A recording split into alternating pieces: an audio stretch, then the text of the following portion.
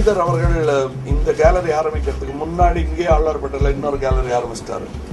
அதாவது என்னுடைய ராஜ்கமல் ஃபிலிம்ஸில் எங்கே வைக்கிறதுன்னு தெரியாத அளவுக்கு படங்கள் எனக்கு வரைஞ்சி அவர் கொடுத்துருக்காரு. எல்லாம் என் படங்களாக இருக்கிறதுனால நான் ரொம்ப பெரிய நார்சிஸ்ட்னு நினைச்சுக்கோங்க.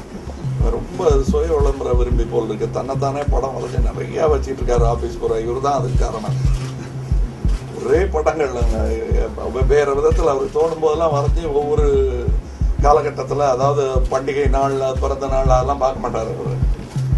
எந்தெந்த நாள் அவருக்கு தோணுதோ அங்கே கொண்டு வந்து கொடுத்துருவாரு. அதையும் நான் அன்பு காரணமாக அதுக்கு ஒரு தனி இடம் வைத்திருக்கிறேன்.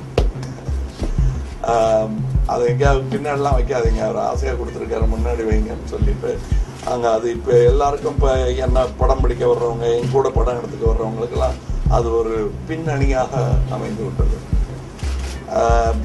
அது விளம்பர யுக்தியாக கூட இருக்கலாம், ஆனால் எனக்கு அன்பு தான் தெரியுது. இங்கே இத்தகைய ஒரு கலைக்கூடத்தை ஏற்படுத்தும் இந்த எண்ணம் வந்ததற்காக வின்சென்ட் அவர்களை பாராட்ட கடமைப்பட்டிருக்கிறேன்.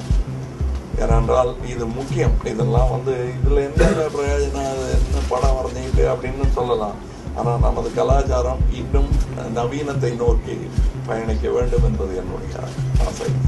அதற்கான கருவிகளாக நல்ல கலைஞர்கள் இருப்பார்கள். அதில் ஒரு கருவிதான் ஸ்ரீதர் அவர்கள். சினிமா மாத்திரம் அல்ல, ஓவியமும் இப்போ டிஜிட்டல் ஆகிட்டு இருக்கு. அதனுடைய முன்னோடிகளில் ஒருவர் தான் ஸ்ரீதர் அவர்கள். சில பேர் அது வேணாம்னு நினைப்பாங்க. முதல்ல இதுக்கு முன்னாடி ஃபிலிம் டிஜிட்டல் கேமரா வரும்போது யாருமே ஃபோட்டோகிராஃபர்ஸ் கூட அதை விரும்பலை. இப்போ பார்த்தா இங்கே ஃபிலிம் தேடினா கிடைக்காது, விற்கிறதே இல்லை.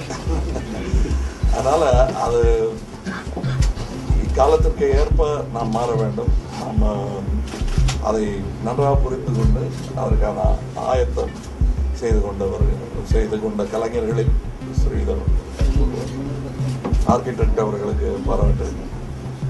ரொம்ப அழகாக பண்ணியிருக்காங்க. இவ்வளோ பெரிய இடம், இவ்வளோ அழகான இடம். இதை நம்பி செய்யணும்.